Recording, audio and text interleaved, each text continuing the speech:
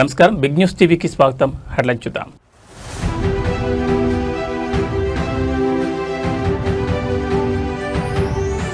ఢిల్లీలో నీతి Aayog 11వ governing council సమావేశం. ప్రధాని మోడీ అధ్యక్షతన భేటీ.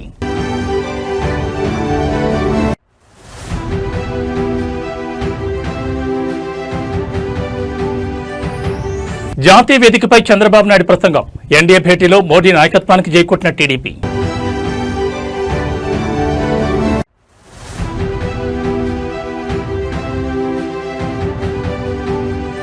కబ్జాదారులపై సీఎం రేవంత్ రెడ్డి ఉక్కుపాదం. హైదరాబాద్లో అక్రమ కట్టడాల కూల్చివేతలకు పూర్తి మద్దతు.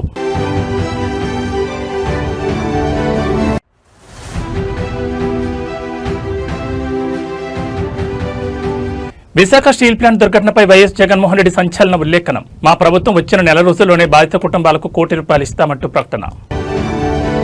ఇక డీటెయిల్స్ చూస్తే దేశానికి ప్రత్యామ్నాయం లేదు అనే భ్రమలను ఛేదించిన చరిత్ర తెలుగుదేశం పార్టీదని, నేడు దేశాభివృద్ధిలో అదే టీడీపీ కీలక భూమిక పోషిస్తోందని ఎన్డీఏ కూటమి వేదిక మరోసారి రుజుమైంది. న్యూఢిల్లీలో జరిగిన ఎన్డీఏ పక్షాల కీలక సమావేశంలో ఆంధ్రప్రదేశ్ ముఖ్యమంత్రి చంద్రబాబు నాయుడు చేసిన ప్రసంగం జాతీయ రాజకీయాల్లో హాట్ టాపిక్ గా మారింది. ఒకప్పుడు నెహ్రూ తర్వాత ఎవరు, ఇందిరా, రాజీవ్ తర్వాత ఎవరు అంటూ దేశ భవిష్యత్ ఒకే కుటుంబానికి పరిమితమనే భ్రమ కల్పించారని, కానీ ప్రజాస్వామ్యంలో నాయకత్వం అంటే వారసత్వం కాదు, కేవలం సామర్థ్యమేనని నిరూపించడంలో టీడీపీ ఎప్పుడు ముందుంటుందని చంద్రబాబు స్పష్టం చేశారు. ప్రధాని నరేంద్ర మోడీ నాయకత్వంపై ఎన్డీఏ భాగస్వామ్య పక్షాలకున్న అచంచలమైన విశ్వాసాన్ని ముఖ్యమంత్రి చంద్రబాబు తన ప్రసంగం ద్వారా ప్రపంచానికి చాటి చెప్పారు. మోడీ నేషన్ ఫస్ట్ సిద్ధాంతం వల్లే ప్రపంచ వేదికపై భారత గౌరవం అమాంతం పెరిగిందని ఆయన కొనియాడారు. 2047 నాటికి వికసిత్ భారత్ సాధించాలనే ప్రధాని మోడీ బృహత్తర లక్ష్యానికి తెలుగుదేశం పార్టీ, ఆంధ్రప్రదేశ్ రాష్ట్రం పూర్తి భాగస్వాములుగా నిలుస్తాయని చంద్రబాబు ప్రకటించారు. ఈ ప్రసంగం కేవలం ఒక వ్యక్తిని ప్రశంసించడం కాదని, భారతదేశం ఆత్మవిశ్వాసంతో ముందుకు సాగుతున్న దిశకు ఇది అద్దం పడుతుందని రాజకీయ విశ్లేషకులు భావిస్తున్నారు. ఆంధ్రప్రదేశ్ అభివృద్ధి, భారత పురోగతి, ప్రజల ఆకాంక్షలు ఇవే కేంద్ర బిందువుగా కూటమి రాజకీయం సాగుతుందని చంద్రబాబు స్పష్టం చేశారు. నరేంద్ర మోడీ పట్ల చంద్రబాబు వ్యక్తపరిచిన ఈ గట్టి నమ్మకం అటు కేంద్రంలో స్థిరమైన పరిపాలనకు, ఇటు ఆంధ్రప్రదేశ్ పునర్నిర్మాణానికి ఒక బలమైన పునాదిగా మారబోతోంది. దేశ ప్రగతిలో తెలుగు జాతి పాత్రను చంద్రబాబు జాతీయ వేదికపై సగర్వంగా చాటి చెప్పారు. It is great honor to table before this August House gathering resolution of gratitude, a historic tribute to India's longest serving continuously elected Prime Minister Sri Narendra Modi ji.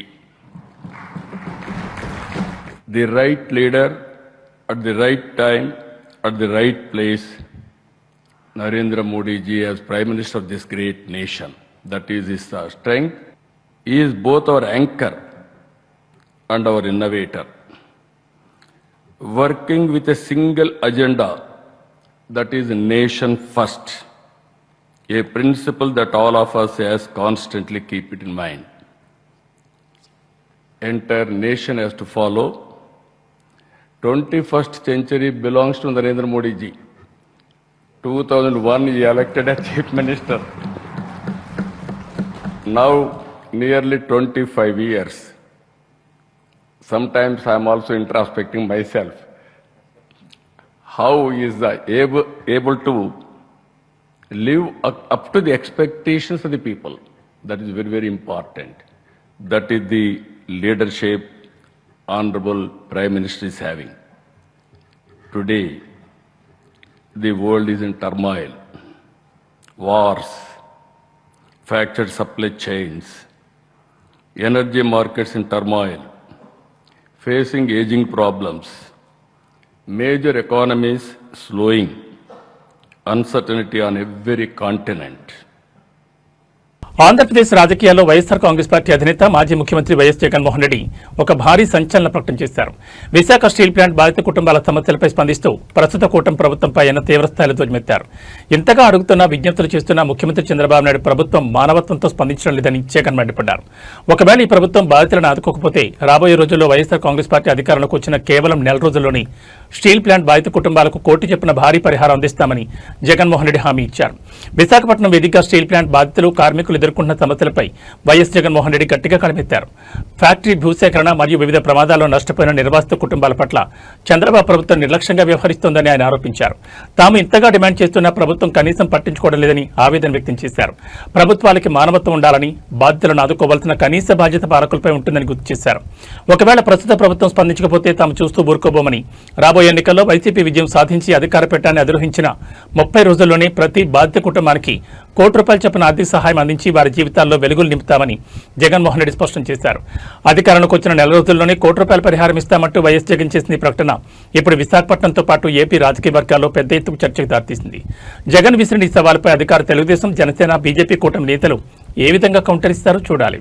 మేము ఇంత అడుగుతా ఉన్నా కూడా చంద్రబాబు నాయుడు గారి ప్రభుత్వంలో ఎక్కడైనా మానవత్వం లేక ₹1 ఇవ్వాల్సిన చోట వాళ్ళకు ఇవ్వని పరిస్థితి ఎక్కడైనా ఉంటే మాత్రం ప్రతి బాధితుడికి చెప్తా ఉన్నా, ప్రతి అక్కకు, ప్రతి చెల్లెమ్మకు, ప్రతి బాబుకు చెప్తా ఉన్నా, బాధపడాల్సిన పనుల కొంచెం ఓపిక పట్టండి. దేవుడి దయతో మన ప్రభుత్వం వచ్చిన వెంటనే ఒక నెల తిరక్క మునిపి హైదరాబాద్ లో అక్రమ కట్టడాలు, చెరువుల కబ్జాలపై ముఖ్యమంత్రి రేవంత్ రెడ్డి తీవ్రస్థాయిలో విరుచుకుపడ్డారు. నగరంలో కురిసిన తొలకరి వర్షానికి రోడ్లన్నీ స్తంభించిపోవడంపై ఆయన తీవ్ర ఆందోళన వ్యక్తం చేశారు. కేవలం 1 కిలోమీటర్ దూరం వెళ్లడానికి సామాన్య ప్రజలకు 2 నుంచి 4 గంటల సమయం పట్టిందంటే పరిస్థితి ఎంత దారుణంగా ఉందో అర్థం చేసుకోవచ్చన్నారు. చెరువుల్లో, కుంటల్లో ఉండాల్సిన నీరు కాలనీలు, బస్తీల్లోకి రావడానికి కారణం గత పాలకుల హయాంలో జరిగిన భూ ఆక్రమణలేనని సీఎం మండిపడ్డారు. ప్రభుత్వ భూములను, చెరువులను ఆక్రమించి కట్టిన ఎంతటి పెద్దవారి కట్టడాలనైనా నిర్దాక్షిణ్యంగా కూల్చివేస్తామని రేవంత్ రెడ్డి స్పష్టం చేశారు. హైదరాబాద్ ను వరద ముప్పు నుంచి కాపాడేందుకు ప్రభుత్వం చేపట్టిన ఆక్రమణల తొలగింపు చర్యలను సీఎం రేవంత్ రెడ్డి పూర్తిగా సమర్థించుకున్నారు. విపక్షాలు చేస్తున్న విమర్శలపై ఆయన తీవ్రంగా స్పందించారు. ఈ కూల్చివేతల ద్వారా మేమేమైనా ఇంచు భూమైనా సొంతానికి తీసుకున్నామా అని ఆయన నిలదీశారు.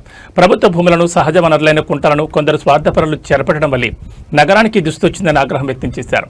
భవిష్యత్తులో హైదరాబాద్ ప్రజలు వరదలతో నరకం చూడకూడదనే ఉద్దేశంతోనే ఆక్రమణలు తొలగించి చెరువులను పునరుద్ధరించే బృహత్తర కార్యక్రమానికి శ్రీకారం చుట్టామని చెప్పారు. రూల్స్ అతిక్రమించి కట్టిన ఏ ఒక్క నిర్మాణాన్ని వదిలిపెట్టే ప్రసక్తే లేదని కబ్జాదారులకు సీఎం గట్టి హెచ్చరిక జారీ చేశారు. హైదరాబాద్ గ్లోబల్ ఇమేజ్ను కాపాడడంతో పాటు సామాన్యుడికి ట్రాఫిక్, వరద కష్టాలు తప్పించడానికి తమ ప్రభుత్వం ఈ కఠిన నిర్ణయాలు తీసుకుంటుందని సీఎం రేవంత్ రెడ్డి స్పష్టం చేశారు. ముఖ్యమంత్రి ఈ వ్యాఖ్యలతో నగరంలో కబ్జాదారుల గుండెల్లో వణుకు మొదలైంది. తొలకరి వర్షాలు నిన్ననే పడ్డాయి. పెద్ద ఎత్తున వర్షం పడలే, రోజంతా వాన వడవలే. కానీ 2 గంటనే హైదరాబాదు నగరంలో వాన పడితే రోడ్లు ఎక్కడికక్కడ స్తంభించిపోయినాయి. రోడ్ల మీద మొత్తం వర్షపు నీరు వరదలై పారింది. ట్రాఫిక్ అతలాకుతలమైంది. కిలోమీటర్ ప్రయాణానికి 2 నుంచి 4 గంటలు పట్టింది. అంతర్జాతీయ నగరం అని గొప్పలు చెప్పుకుంటే సరిపోదు. అంతర్జాతీయ ప్రమాణాలతోని మౌలిక వసతులను అభివృద్ధి చేసుకోవాలి. చెరువులు, నాలాలు, కుంటలను కబ్జా చేసుకొని, పబ్లిక్ పార్కులను ఆక్రమించుకొని, ప్రభుత్వ భూములను చెరబట్టి ఈనాడు అక్రమ నిర్మాణాలు చేపట్టబట్టే ఇవాళ చెరువులలో ఉండాల్సిన నీళ్లు, కుంటలకి వెళ్లాల్సిన నీళ్లు, నాలాలో ప్రవహించాల్సిన నీళ్లు, వర్షపు నీళ్లు మొత్తం రోడ్ల మీద ప్రవాహమైంది. చెరువుల్లో ఉండాల్సిన నీళ్లు. తెలంగాణ ప్రతిష్టను అంతర్జాతీయ స్థాయికి తీసుకెళ్లేలా ప్రభుత్వం ప్లాన్ చేస్తున్న ఫ్యూచర్ సిటీ ప్రాజెక్టుపై ముఖ్యమంత్రి Revanth Reddy land mark comments చేశారు. అభివృద్ధిని అడ్డుకోవడమే పనిగా పెట్టుకున్న విపక్షాలపై ఆయన పదునైన విమర్శలు గుప్పించారు. ఫ్యూచర్ సిటీని అడ్డుకోవాలని చూసేవారు గతానికి చెందిన వాళ్ళని, అదే ఫ్యూచర్ సిటీని నిర్మించేవారు భవిష్యత్తును సృష్టించేవాళ్లంటూ సీఎం రేవంత్ రెడ్డి సరికొత్త నినాదాన్ని తీసుకొచ్చారు. ఈ ప్రాజెక్టు కేవలం ఇవాటి కోసం కాదు, రాబోయే తరాల తెలంగాణ బిడ్డల కోసమని ఆయన స్పష్టం చేశారు. హైదరాబాద్ పరిసర ప్రాంతాల్లో 4వ నగరంగా రూపుదిద్దుకుంటున్న ఫ్యూచర్ సిటీపై వస్తున్న విమర్శలను ముఖ్యమంత్రి పూర్తిగా తిప్పుకొట్టారు. ఈ ప్రాజెక్టు వెనుక ఉన్న అసలు విజన్ను ఆయన ప్రపంచానికి చాటి చెప్పారు. తెలంగాణలో పుట్టబోయే, రాబోయే తరాల పిల్లలకు అంతర్జాతీయ స్థాయి ఉద్యోగ, ఉపాధి అవకాశాలు కల్పించడమే ఈ నగర ప్రధాన లక్ష్యమని సీఎం వివరించారు. కేవలం రాజకీయ ఉనికి కోసం కొందరు ఈ బృహత్తర ప్రాజెక్టుకు అడ్డుపడుతున్నారని, వారు గతంలోనే ఉండిపోతారని, తాము మాత్రం తెలంగాణ భవిష్యత్తును సృష్టించి తీరుతామని రేవంత్ రెడ్డి ధీమా వ్యక్తం చేశారు.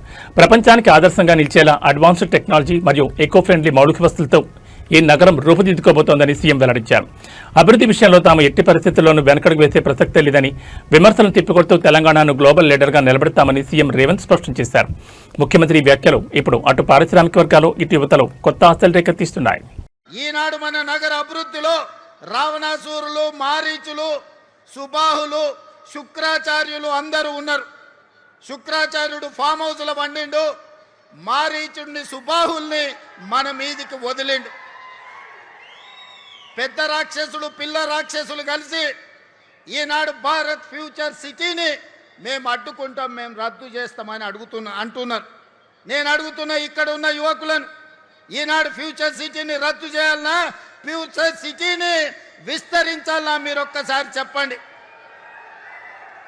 ఈనాడు ఫ్యూచర్ సిటీ మన ఫ్యూచర్కే కాదు, మన పిల్లలు వాళ్ళ పిల్లలు భవిష్యత్ తరాలకు గొప్ప ఫ్యూచర్ను అందించడమే కాదు, భారతదేశానికే కాదు ప్రపంచానికి ఒక దిక్సూచిగా ఒక గొప్ప నగరంగా తీర్చిదిద్దాలి అని ఈనాడు మన ప్రభుత్వం దేశ రాజధాని న్యూఢిల్లీ వేదికగా వికసిత్ భారత్ సాధనల ఏకైక లక్ష్యంగా నీతి ఆయోగ్ 11వ గవర్నింగ్ కౌన్సిల్ సమావేశం అత్యంత ప్రతిష్టాత్మకంగా ప్రారంభమైంది.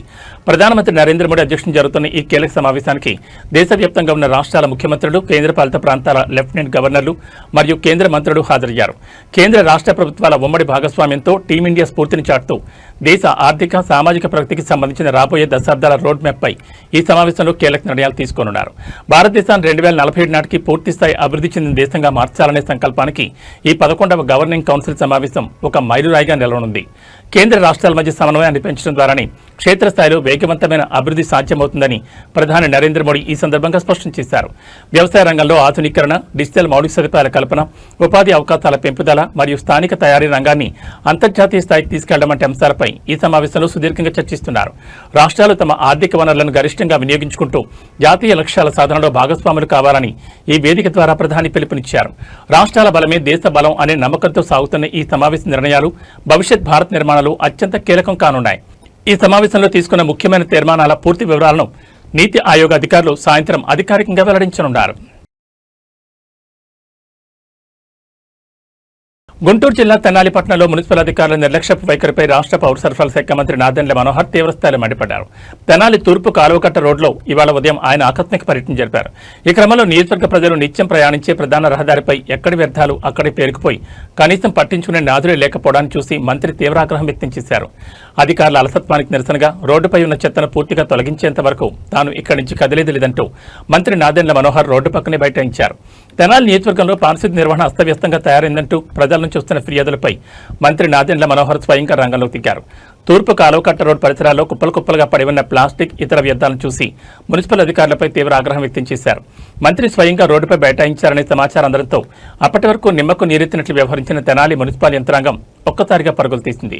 మున్సిపల్ కమిషనర్, శానిటేషన్ సిబ్బంది భారీగా ట్రాక్టర్లు, జేసీబీలతో రంగంలో దిగి యుద్ధ ప్రాతిపదికన వ్యర్థాలను క్లియర్ చేయడం ప్రారంభించారు. అధికారులు పనులు పూర్తి చేసే వరకు మంత్రి అక్కడే ఉండి పనులను పర్యవేక్షించడం విశేషం. ప్రజల ఆరోగ్యం, పట్టణ పారిశుద్ధ్యం విషయంలో నిర్లక్ష్యం వహిస్తే ఎంతటి అధికారులైనా కఠిన చర్యలు తీసుకుంటామని మంత్రి నాదెండ్ల మనోహర్ హెచ్చరించారు. మంత్రి ఆకస్మిక తనిఖీ మరియు నిరసనతో తెనాలి పట్టణ అధికారులు ఇప్పుడు పొణుకు మొదలైంది.